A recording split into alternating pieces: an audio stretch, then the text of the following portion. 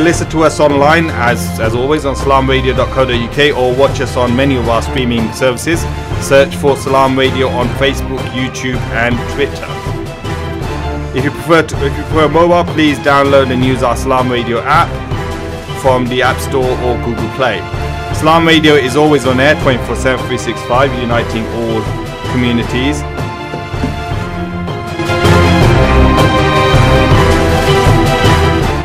As always, we'd love to have your opinions, your comments, anything about the show. Please do call in. Call on 01733 602 133. That's 01733 602 133. Or you can text and WhatsApp us on 07745 278 978.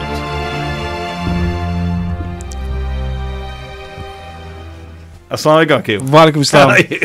Alhamdulillah. I love that intro, man. Listen. Every time it goes on, it's yeah. Big shout out to the manager, the station manager, right? Ahmed, brother Qasim. Ahmed's got a promotion. I do think because FNP is up next, and I'm sure he's listening to this. Yeah. I'll have that £5 now, bro. Hey, there's a lot of bromance because you did a shout out to him last week as well. He was telling me. Yes, this is true. Yeah, it's a bit like the Trump and Macron. No, I wouldn't go that far. Hey, holding hands, hugging. Well, let's wind about a little bit. Actually, if you look at the shows that I did while you were on some sort of journey, wherever it was that you were going on your magic carpet, I was a broken man. You should have heard me talking about you. Oh, dear, I missed you as well, bro. Oh well, it is. Anyway, raining pretty much the whole week. Grey, cold day. I mean, what's is that going in on? Peterborough? We get. Well, yeah, of course, Okay, yeah. Of course, you don't spend so much time in Cuba, do you? Yeah, I mean, that wasn't the same for all of the UK, but yeah, certainly today's been a. So what's happening? We got heat wave 1 minute. Well, yeah. Rain, snow, heat wave. Yeah, that's right. Welcome to Britain, brother. How long have you been here? I don't know. You're not part of the Windrush generation, are you? That doesn't sound like Britain to me. Hey, listen. This week our parent company is a Japanese company, right? And they had some of their representatives from the research and development team here, and I was chaperoning them around the UK and so on and so forth. And I said to one of them because he was like, it's quite cold, and this was Thursday, and I said, listen, we get 3 seasons in one go, and he didn't believe me. It started to rain, and the sun come out, and he's just looking at me. I go, look, there you go. I know. I tell you what. It was a bit of a heat wave last week, right? So over the weekend, I went and bought some garden furniture, as you do, the barbecue and whatever. And since then, it hasn't stopped raining. And did you use it? It's not been used. Well, it's not been used because it's not stopped raining. It stops for a second, but it's still wet. So you need the sun to come out. So, yes. Well. So apologies if anyone was expecting a heat wave this week because it might be down to me then buying the garden furniture. He's single-handedly taken responsibility for the bad weather in the United Kingdom. It is. Anyway, otherwise good week. Yeah, alhamdulillah. Interesting week, and and you know what? Not least in international news. I know we've had some major UK stories that are happening as well. But do you know? I know we're not covering it tonight on tonight's show, but it's an interesting situation in Korea at the moment. So I think as it's developing, so we've got that obviously going Trump's saying good words about. He is, but I mean, did you see any of the footage Kim today? Jong. Yeah, chairman. Have you heard him? Everyone else says Kim Jong Un. He says Kim Jong Un. He's just being respectful. But you know what? It's good to see that there is some positive things happening there. Yeah. Although I don't know, his new appointee, I can't remember. He's not keen on that. I can't remember what his name is now. Okay. He's very much into, we're wasting our time. Let's go and bomb them. Right. Okay. Let's so let's show them what we're made of. Yeah. But hopefully we'll pick that up in a future show, inshallah. Possibly. But yeah, other than that, I mean, we've had lots of stuff going on. But yeah, what about yourself? Good week? Yeah, alhamdulillah. Much the same, unfortunately. But no, good enough. Decent week apart from the weather. But us Brits always complain about the weather. I like rain. So you like rain? Okay, well I'm talking to the wrong person then. You are. Anyway, the stories for today. Yep. I think they're interesting stories. They're both stories from the UK, which is a nice change. But before we get on to the actual story around the foster cares, I mean, last week we did the Windrush. We did, yes. Right? And at the end of that, we were calling for Theresa May and Amber Rudd's resignation. I'm not sure if they listen to this channel, but I'm sure somebody from the Home Office does. I'm sure they do. Yeah. They're making notes as we speak. but it was good to see James O'Brien calling for the same thing on LBC. And I think calls are coming thick and fast now. Probably not down to us, but I'd like to think that we opened the floodgates of that. But she's persistent. She doesn't want to go. She's not leaving. No. I agree with you. I mean, to add to that, then we can quote Diane Abbott, the Shadow Home Secretary, who has said that Amber Rudd either failed to read this memo. So, just for the benefit of our listeners, a memo has surfaced, which certainly actually has been passed to the Guardian, which contains data which confirms that there were targets for deporting people from the United Kingdom. This comes off the back of Amber Rudd saying to the select committee that when she was asked directly what were the targets, she said we don't have any targets. Yeah, we don't have any targets. Right. So that's right. And the memo did state that that it was a summary of performance prepared for the Immigration Enforcement Agency. So basically, to put that in numbers, 12,503 enforced returns were achieved in 2016-2017, which is a high number. Yeah, and I think 12,000 was the target. Yeah, that's right. So they exceeded the target, and she said she wasn't aware of this, but the people inside the Home Office are actually saying there's no way she wouldn't know because this goes right to the top and she's actually the person cracking the whip. Now, Diane Abbott, she said Amber Rudd either failed to read this memo and has no clear understanding of the policies in her own department, or, and this is critical, she misled Parliament and the British people. Either way, she needs to accept responsibility and resign immediately. I am saying to you, brother, following what every single day as this develops, her position is seriously untenable now. Yeah. In Punjabi they say lace. I don't know if you understand that, and I'm sure our listeners probably aren't understanding that. But like leech, they stick on and they're not going to let go. Yeah, Amber Rudd, I think is at that point now where she's just literally, sticking on and refusing to let go. But quite honestly, people have been sacked for much less than that. Much less. And she's completely lost control. And I think it should go beyond that. I mean, it should go to Theresa May. Theresa May has some serious questions to answer. Right now, what seems to have happened is that the whole focus has been on it's almost like a scapegoat. The whole focus is on Amber Rudd.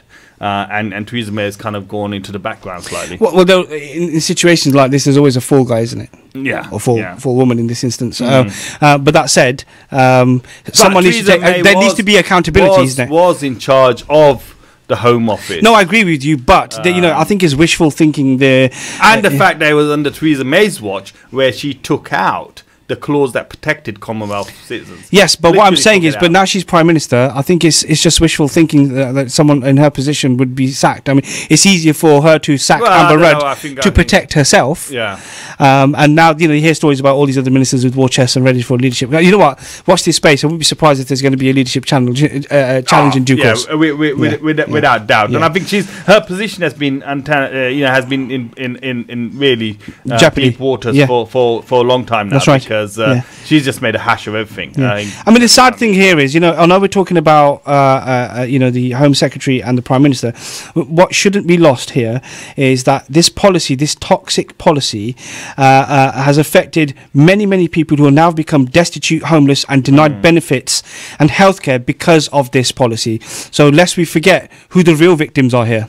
Yeah. And that's why it's really, really important that people need to be held accountable. And if this goes to the top, then she needs to voluntarily step down. Yeah. But I think you are right. I think what's happening here is she's clutching as much as she can. I mean, she said that I want to make Britain a hostile environment. Yes. Yeah? Now, just moving on to, and I know we're going to run out of time. Britain has become hostile environment for the Muslim population. Yes. And that's largely driven by the media, and it's been caught out many a times. Yep. And yet again, we have another clarification or retraction or correction. I'm not sure which one of them it is. Well, all of them probably, except an apology. That's right. And we'll go on to that by the Times. Now, if our listeners sort of cast their mind back to 6 months, I think it was 7 months ago. When we did a show, didn't we? We covered this on the show, and there was a series of front page, actually over a period of 3 days, front page stories that the Times led with, that talked about how a Christian girl. Now, I've never seen the papers prefix Christian to anyone before, but a Christian girl was being forced to live with a Muslim foster care family. Correct. And then the subtitle in that exact article in the Times was actually "Concern for Girl Who Had Cross Removed and Was Encouraged to Learn Arabic." Yeah. And plastered across so many different tabloids. That's right. Oh, and in fact, broadsheets as well. And then what happened is that once they came out with that, then other papers, the tabloid papers, picked that up and ran with it because because this is really great for the Islamophobe, the narrative. And sales.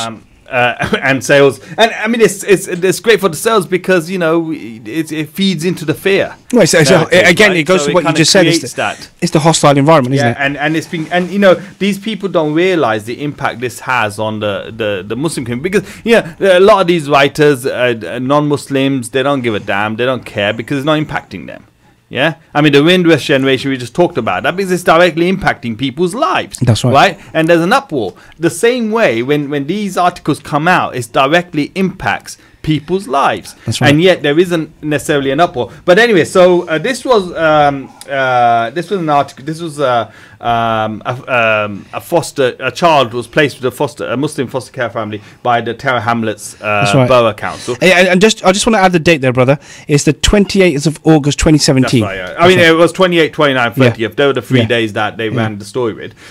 So anyway, so Tower Hamlets Borough took complained about the article because it breached clause 1, which is the accuracy clause of the editor's code of practice, and Ipso upheld that complaint after its investigation and actually demanded demanded that the Times make a correction. Which they did on page 2. So I think there was something on page 1 at the bottom somewhere in some small print, but mainly it was on page 2, which doesn't after 7 or 8 months all the damage has been done, and then you come out with not an apology but with a correction which happens to be on page 2. So it's not. I mean, I don't think it equates to the level of damage it's done. But nonetheless, I mean that's what's happened, and this comes off the back of yet again we constantly having newspapers, the tabloids, and now the Times writing negative articles against Muslims, feeding into a narrative that's been created over the last decade or so, creating an environment in Britain which is becoming hostile towards Muslims, and to a large extent they are not really being held account because Ipso acts as a servant to the papers rather than its regulator. Yeah, that's right. Yeah, absolutely. And just to pick you up on that actually as well, is within this article, in the Times article, it did say, and I quote, "White Christian child had been left distressed after being placed with 2 Muslim households in Tower Hamlets over a period of 6 months." I mean, anybody reading this, I mean, also Ipso found anybody reading this would be saying that there was a failure by the council in the first instance of being able to find a suitable carer for this child. However, when Ipso did their digging, because there wasn't just this, there was another allegation as well, which they found the paper not to be guilty of, which was that the grandmother of this child was Muslim. Yes.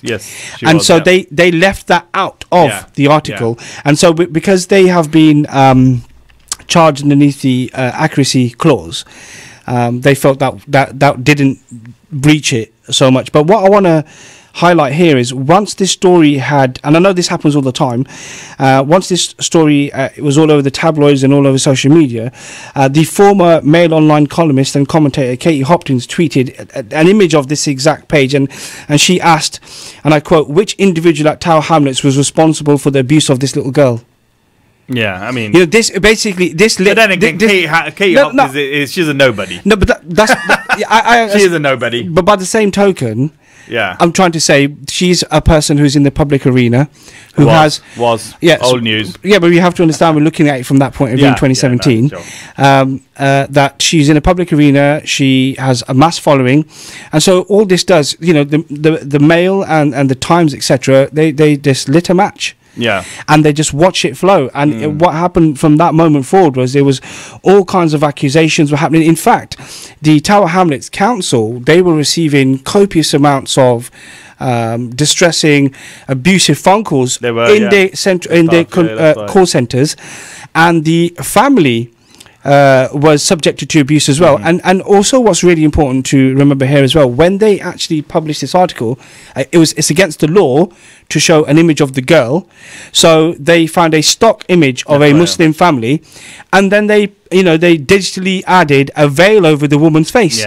So we have a situation here where we're saying, first of all, a child has been forced into this situation, believes in Christianity, is now with a Muslim family who are trying to get her to change her ways, and then the image we give, so that's all text. But I mean, before you read the article, you're just reading the headline, you see a woman wearing a burqa and a veil with a white Christian child, as the article said. I mean, that, what does that say? It's quite, what is that? Reading that from the outset would be thinking, hold on, wow, what's going on in our country? The reality is that they doctored an image. They did to fit a particular narrative, and it's not hard to doctor a narrative to fit doctor the text to fit their narrative as well. Now, just for the listeners, I think it's probably interesting to point out what were the allegations that were made.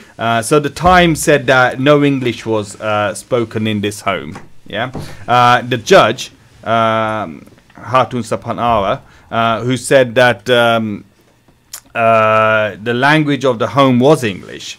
So the Times claimed that there was no English. I mean, that was one of the main things that they had, that no English was spoken. But the judge said no. After this investigation, the language was English. So that was a lie. Number one.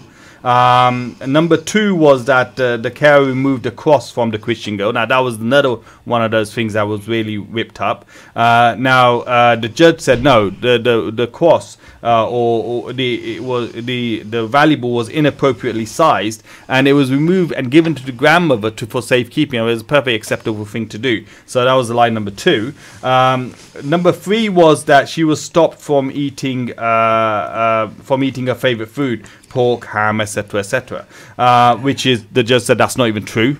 So that's another lie. Number three. Number four was that they were the Muslim foster family was against Christian festivals, especially Christmas and Easter. But the judge said no. They had an Easter egg hunt in their house, and the girl received an Easter egg from the carer on Easter. So that's lie number three. And finally was that she, like I said, the family wore niqab, or the woman wore niqab outside the home. And again, the judge said no, that's not even true, because the lady did wear hijab, but not niqab. So where they sort of lied about that and doctored the image. So I mean, this is, I don't know. I mean, how can the papers, if this was any other religious group, take the Jewish group for example, say this was a Christian a Christian child forced to live with, if that was the headline, what would be the uproar? Well, I can tell you from the outset, we'd be dealing with an anti-Semitic situation. Absolutely, and it would. I mean, heads would have rolled. People would have been sacked. Probably the paper would have been forced to pay compensation, and maybe even be shut down. I mean, and unless we forget, I also believe that we would have had, right at the top of the political food chain, we would have had a response from there as well. We would definitely had a response. I mean, the point being that 1,500 Muslim children are placed with non-Muslim families. People don't have an issue with that. A child needs a loving home. That's right. And it doesn't matter where it comes from, as long as there's a loving home. And they went out. I think court appointed somebody to go out into the home and spend some time there, and they reported back that actually it was a wonderful, warm, loving environment, and the child was well settled there. So this I don't know where this story came from. That's right. I mean, is it just people, these editors just wake up in the morning and think, oh, I know what, we haven't had an Islamophobic story for a while, let's just put something out there. It's difficult to argue with you on that, brother. It really is. Well, we'll say, I'll just quote Miqdad Versi from Muslim Council of Britain.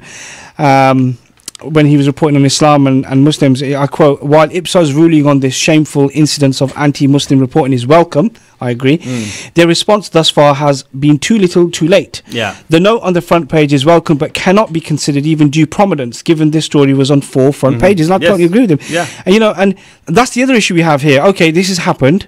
There's been an investigation, and they've been told that they need to adjust and, you know, no compensation, not apologise, but take corrective action, for want of a better word.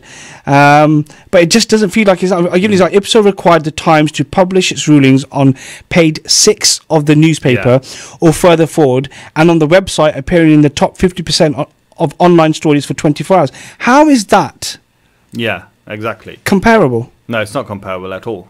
And then because it just gives these papers more room to say, well, actually, you know what, we can peddle our lies and we can peddle our hate. Yeah. And then if we ever get caught out by Ipso, which doesn't really have many teeth, but if it ever does say anything, we'll just put something hidden away somewhere in our back pages, and you know the damage will be done. Yeah, yeah. I agree with you. And I have to say, you know, I'm going to quote Will Tuckley here, the chief executive of Tower Hamlets Council. He said, and I quote, "We felt it was important to make the complaint to defend our foster carers and protect children in foster care, along with standing up for our diverse communities.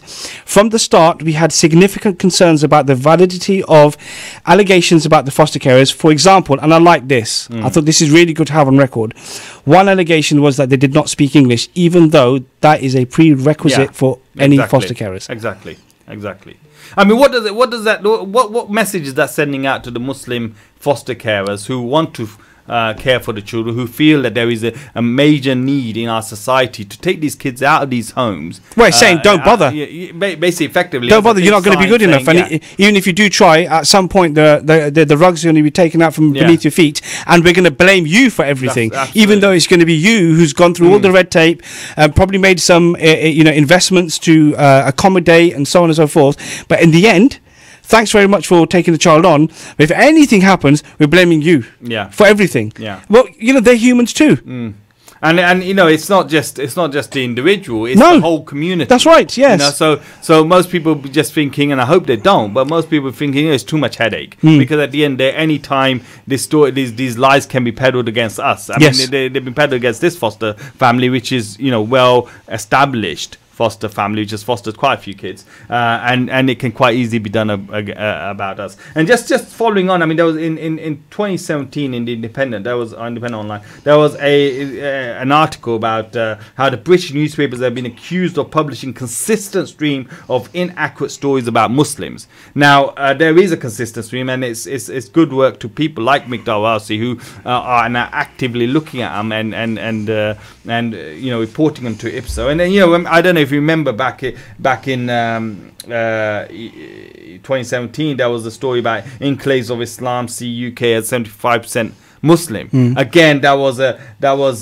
from a survey that didn't actually was from a respondents in one school, and the question was not about Muslims, it was about Asians. So yeah, that was again, and they were forced to kind of retract that. 1 in 5 Muslims sympathy for jihadists. Again, another lie being peddled by the papers, which is not even true. The question was completely different. I was asking. The Sun was subsequently ordered to admit that the story was significantly misleading, and then there was another one called, you know, where a lady, 34-year-old, was killed. The police said that they are investigating all possible motives as well as honor-based violence, while the paper, and this was the Sun again, reported that this was Islamic, prefixed the Islamic honor killing, which has nothing to do. And then they were forced to make a clarification that we are happy to make clear that Islam as a religion does not support so-called honor killing. So and then the list goes on, and I think Dawasi says he's done 40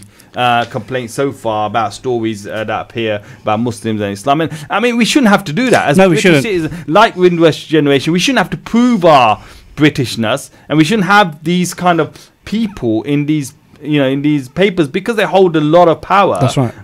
Kind of putting out lies about Muslims and causing this much hurt and pain. I agree with you. I think one hopes that since this this has happened, and they've been the story's been the complaint has been upheld against the Times.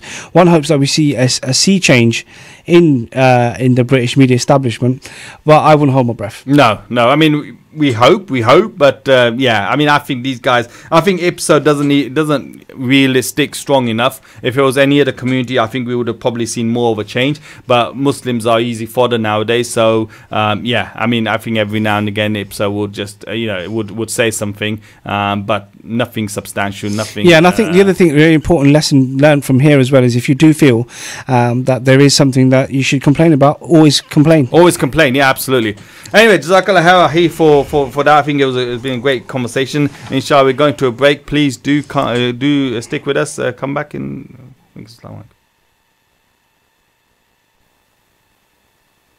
You're listening to Salam Radio, and it's now time for Maghrib Azan.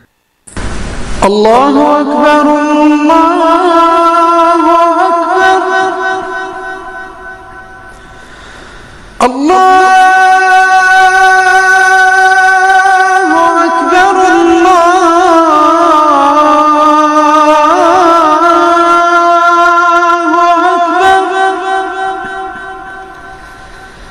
أشهد أن لا إله إلا الله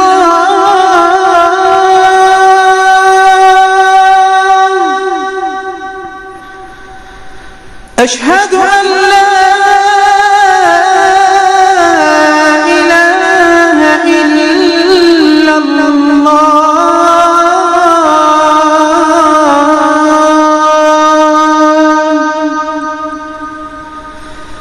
أشهد أن محمدًا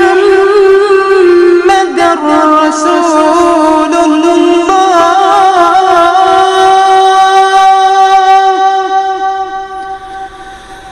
أشهد أن محمدًا رسول الله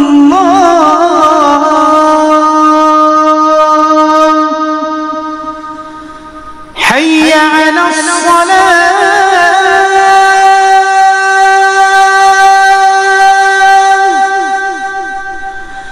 حي على الصلاة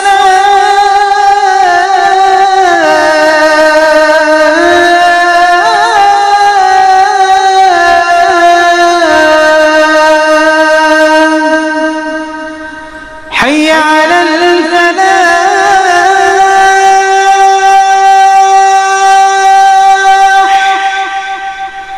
حي على الفلاح الله أكبر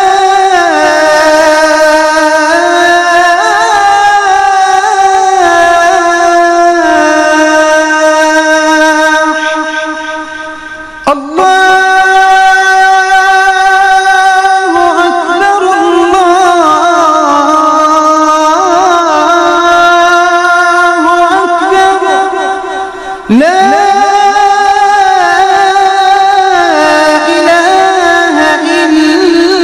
الله الله أكبر الله أكبر لا إله إلا الله. اللهم صل على محمد وعلى آل محمد كما صليت على إبراهيم وعلى آل إبراهيم، وبارك على محمد وعلى آل محمد كما باركت على إبراهيم وعلى آل إبراهيم في العالمين إنك حميد مجيد. اللهم رب هذه الدعوة التامة والصلاة القائمة آت محمدا الوسيلة والفضيلة وابعثه مقاما محمودا الذي وعدته. اللهم آتنا في الدنيا حسنة وفي الآخرة حسنة وقنا عذاب النار. اللهم بك نحيا وبك نموت وإليك المصير.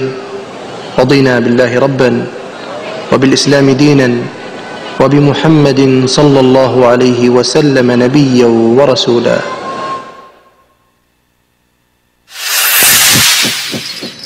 السلام عليكم وبسم الله. قال رسول الله صلى الله عليه وسلم: كن في الدنيا كأنك غريب أو عابر السبيل، This is Salam Radio, Peterborough's Muslim community radio. Broadcasting on 106.2 FM and online.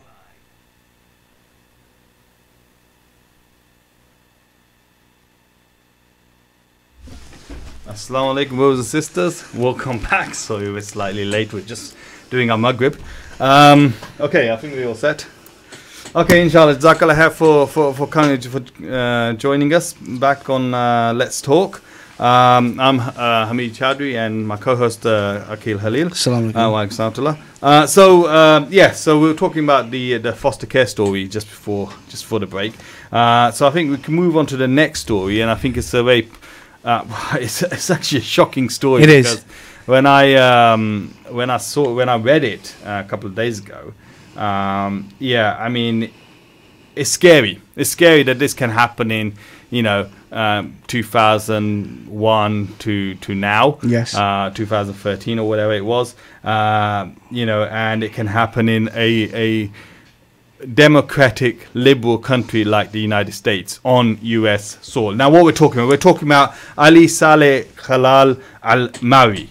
So Al-Marri was a Qatari citizen who went over to the US to study. So he was a banker in Qatar, and he went over to study how how a non-interest based system can work for the bank that he worked for in Qatar.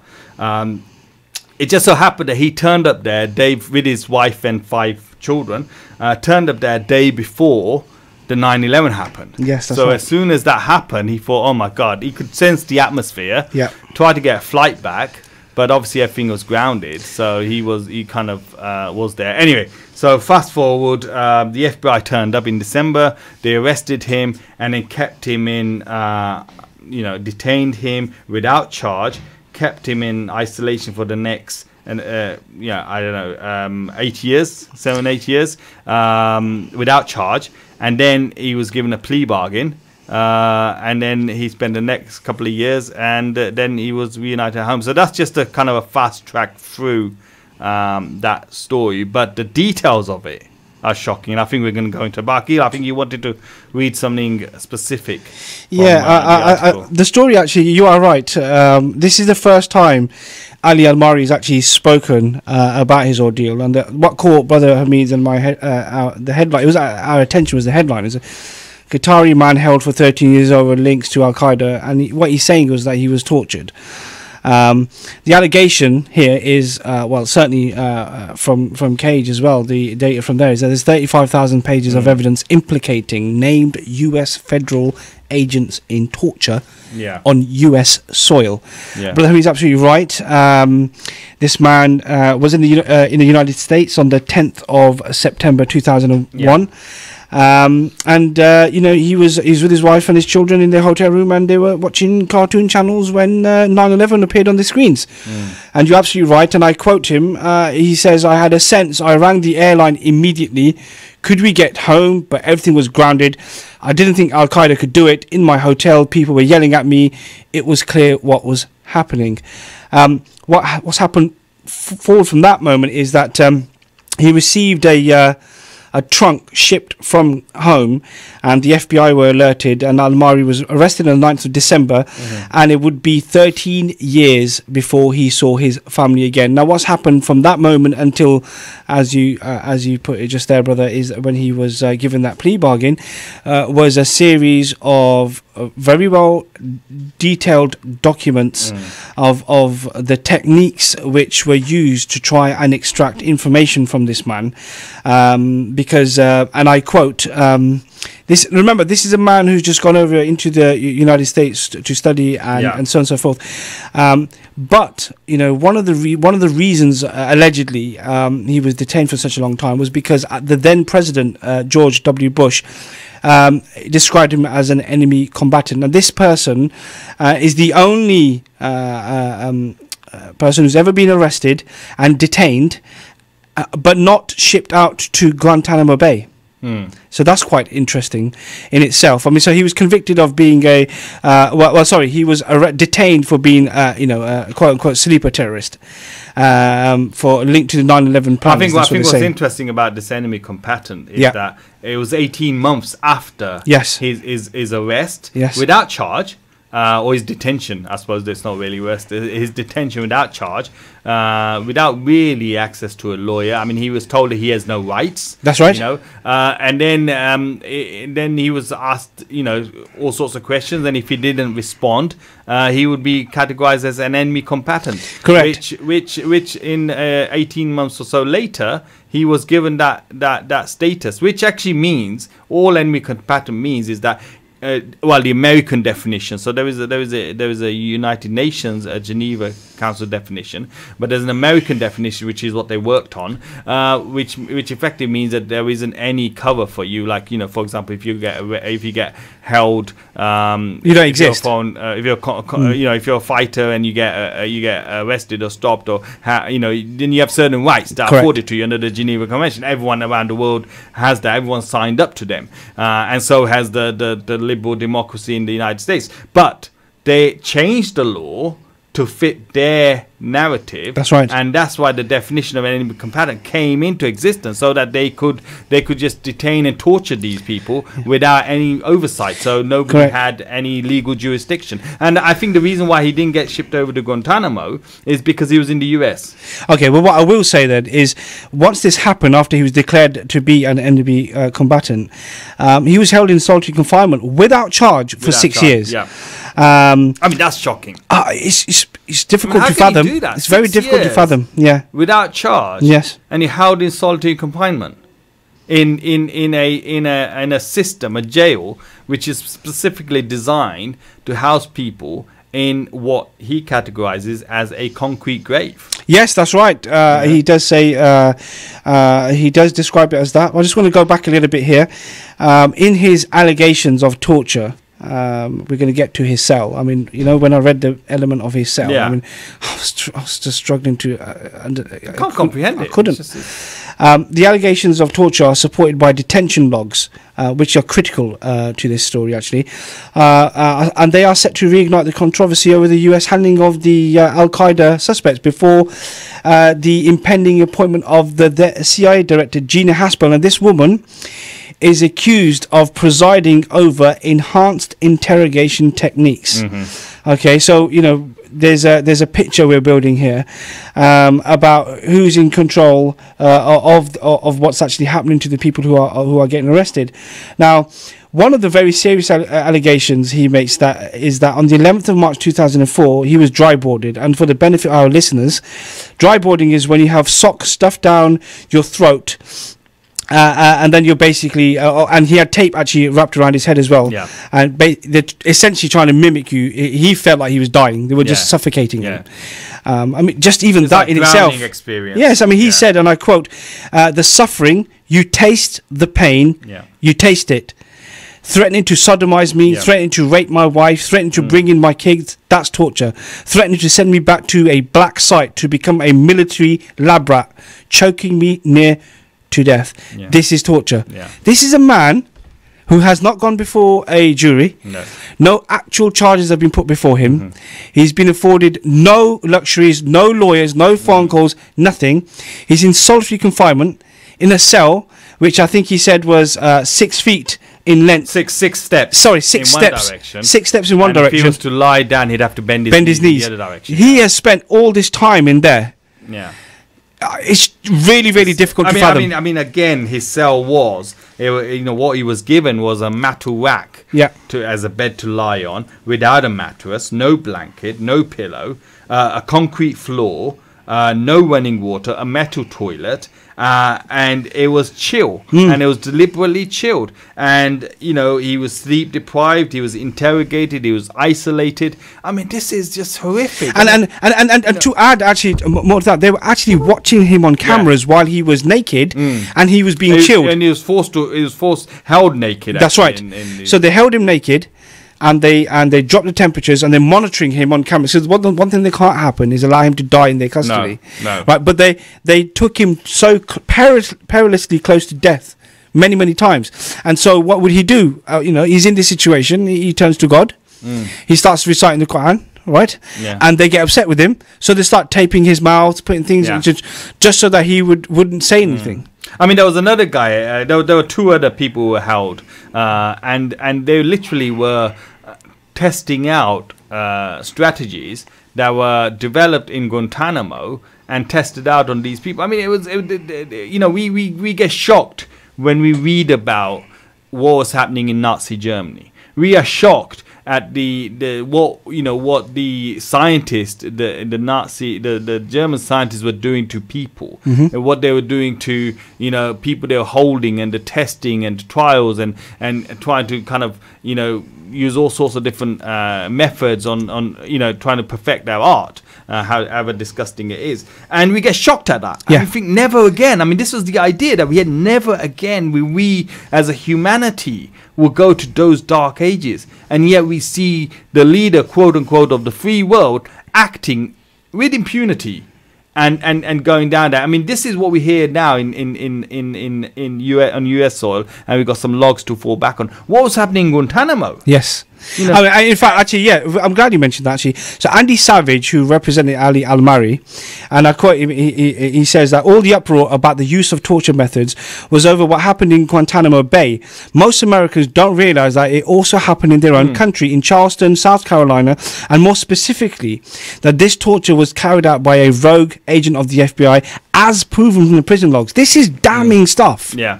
I mean, the FBI has always claimed that they don't condone torture, and although the President Trump does nowadays, but anyway, so they don't align themselves with torture or any of those techniques. Yet we see these 6 agents, FBI agents: Ali Soufan, Jose Ramos, Nicholas Zambak, Jacqueline Maguire, El Callas, and Russell Lawson. These are the agents which were responsible for torturing these people, in particular Ali Al-Marri, in his cell, especially Ali Soufan, who nowadays goes on TV, and I've seen some of his clips, who says torture doesn't work. But he's making effectively a living out of that. But he was instrumental in torturing as Ali Al-Marri claims, in torturing him. Yes, that's right. In this actually, in fact, he does say, it says Ali Soufan, one of the interrogators who abused me, markets himself as an anti-torture advocate. This man continues to benefit from the label despite threatening me with rape, with kidnapping, torturing my family, and attempting to suffocate me so I can confess falsely. And he goes on and says, I hope this information leads to him and others involved in my torture be brought to justice. But I mean, Ali Soufan's interesting because he's in the UK. He's a director of an organisation, and I think absolutely the government, British government, our government, because torture, wherever it is, it should be stamped out. There's no need for it. Should be arresting him and trying him for these allegations. There should be a court hearing set, etc., etc., etc. But it's shocking that this happened. I mean, I don't know. You see the films and you think, and it's entertainment.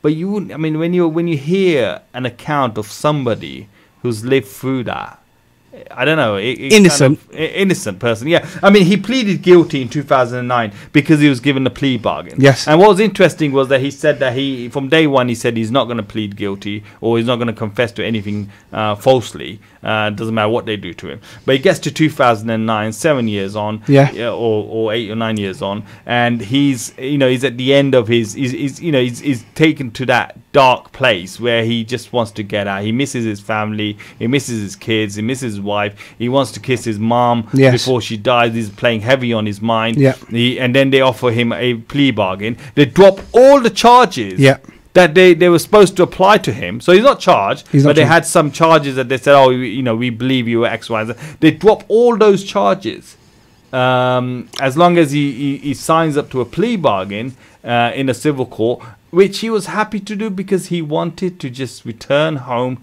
and smell the air. I mean, that and you know what? And if you look, just think about that. That's right. I want to return home and smell the air. I mean, there was no light in his cell.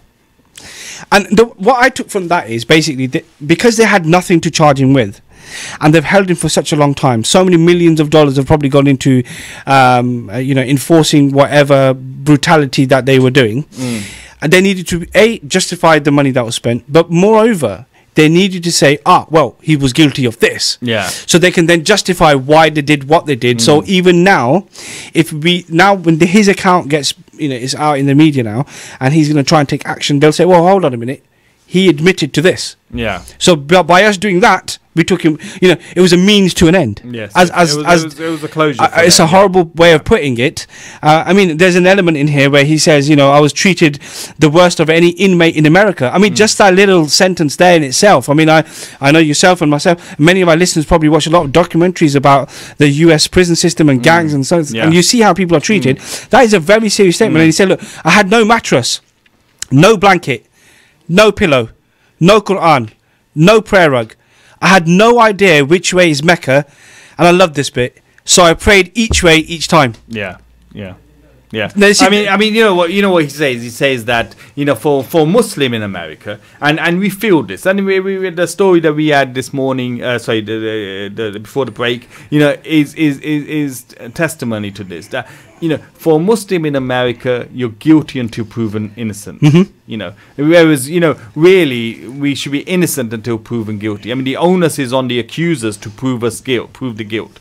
Yeah, but in this case, and in the case of Muslims living in the United States and in other Western countries, you're guilty until you can prove yourself innocent. That's right. It's a crazy legal system that we got into, and there are different institutions that are being set up to support this idea. And this, quite honestly, it harkens back to the Dark Age. And I know we go on about this pretty much every show when we talk about these kind of things, is that we are heading towards another Holocaust. We are heading towards a Nazi Germany-like state. I mean, today we can say, oh, well, that'll never happen. This can. I mean, we never thought torture could happen in our country, but yet we are seeing that. We never thought that people's rights will be trampled over, and agencies in government will be listening to your conversations, and we're seeing that. We are. We are. This Orwellian kind of society, state we're living in, where we think that actually we're a liberal Western democracy. These things happen in some authoritarian Eastern Asian whatever countries, but yet we're seeing this. We're seeing draconian laws come in, and Europe has had an experience with that we're heading towards those dark times, and unless we do something about it, unless we stand up and say no, never again, enough is enough, unfortunately we're inching that direction. Yeah, and I also didn't think that I would ever live to see a rendition. No, this is, absolutely. This is a very and the issue you have with that as well. There are so many governments and politically backed organisations who are involved in rendition. Where for the benefit of listeners, that is essentially involves sending a person from one country to another for imprisonment and interrogation, probably by methods such as torture. I mean, there is a film called Rendition. It's a very good film, well worth watching if our listeners want to watch that. And that was, again, it was based on I believe it was based on a true life story where this professor, Iranian professor or American professor, sorry, married to an American as well, who goes over to a country to talk about his area of expertise, and he comes back and suddenly he's on a flight. His face is covered. He's taken into some back room. He's interrogated, put on a flight off to Egypt somewhere, where to a black site, where he's then tortured for the next so many years until a senator is able to, or I think one of the agents took pity on him, realized that he was innocent, and was able to kind of get him out of that situation for him to live to tell. But I mean, this is and we have a president who actually glorifies these things. Scarily enough, yes, that's right, and kind of really emboldens those who kind of walk down the road of torture and feel it's perfectly acceptable. Yeah, I think as Craig was saying,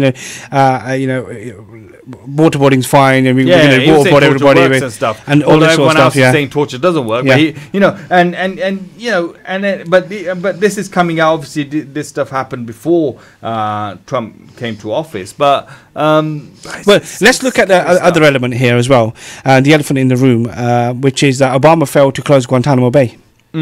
You know, I think all of the British detainees are out now, but we need to understand here, all the people who are, I must stress here, if there are people who are guilty of crimes, then they should be tried in a judicial system. But the thing about Guantanamo is that you as a state must be weak on your evidence. If you have to say, well, actually, you know, we can't bring them to our country to try them. We're going to send them to a place where Mexico. there is no jurisdiction for anyone, and we're gonna wrap in a particular legal narrative that, you know, nobody can. Which is they're so dangerous that, you know, they need to be. We can't let them run around in the streets, but we can't charge them with anything. No, but they're not either. running around the streets, You know? right? But I mean, if these people were had committed crime, had committed offences, then they should have been tried on a US soil. And that's my point. But if you're so weak about your position, then what's that saying about what you're advocating? And unfortunately, that's what's happened to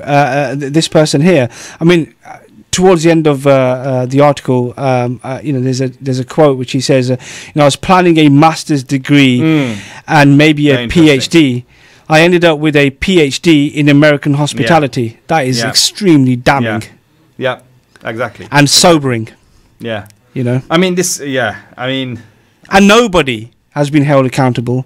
There's too much stuff that happens in the shadows. This is, you know what this is? This is a chance for the average Joe to have a look at what's actually happening in the shadows here. Yeah. Where people who are, you know, maybe there is a suspicion on them, but there's no actual evidence to back up anything that's happening, and they are being taken away. See, the problem is you don't see them for so many years, and they come out and tell you this. When people don't stand up, and when they see something wrong, they don't stand up and say it's wrong, then what will end up happening is that you know, once the foreign enemy is dealt with, because the laws have changed now, right? These same people, who have been given millions and billions, you know, these secret agencies have been given millions and billions to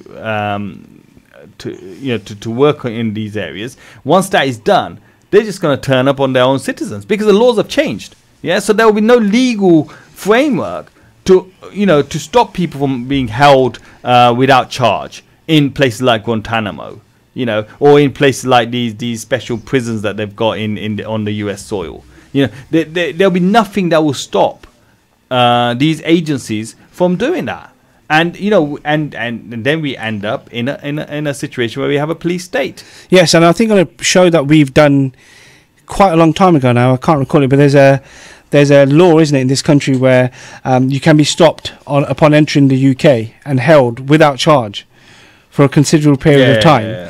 I mean, that is Section 7. That's right. But that's just another example of exactly. I mean, you know, a police state. You know, they're called pinch points. Yeah. You know, when you get held there, you have no rights. This is, they tell you that from as soon as they stop you, they say, "What? You have no rights because you're not on the UK soil." Yeah. You're in a no man's land, effectively, so you have no rights.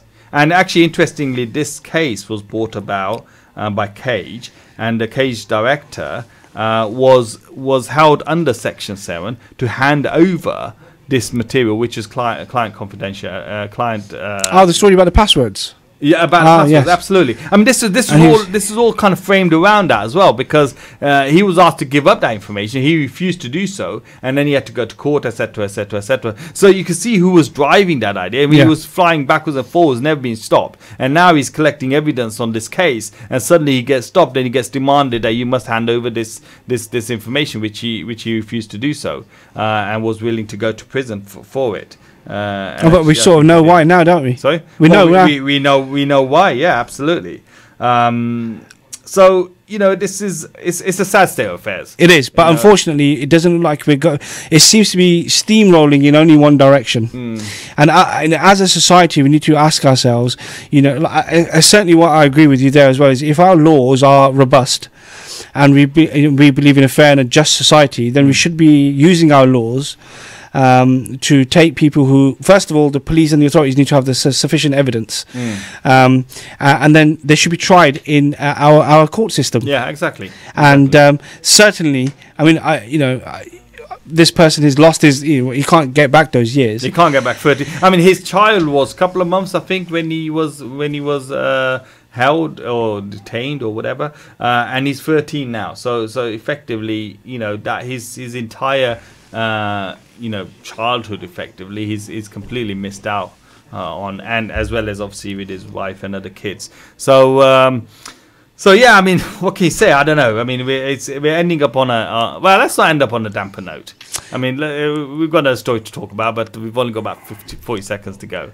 Go for it. Okay, so what we're going to talk about is the player of the year, Mohamed Salah for Liverpool. Yes. We want to say congratulations to him. He's had a phenomenal season. Yeah, phenomenal. And that is the positive. Although, can I just say, I'm not a Liverpool fan. But he has. Mohamed Salah has had a fantastic season. I mean, we wouldn't ordinarily talk about anyone. We don't normally talk about sport. Mohamed Salah is an interesting character. Because he's true to his principles. Yes. Whatever they may be, he's true to his principles. And he's, and yeah, he gives you a great feeling. He's like this role model that young people can look up to and say, you know what, I want to be like him. Maybe, not necessarily the football bit, but just his character and stuff. His charity work and community work. Jazakallah brothers and sisters for listening. Thank you again for joining us on the show. And inshallah, we'll see you next week. Assalamu alaikum.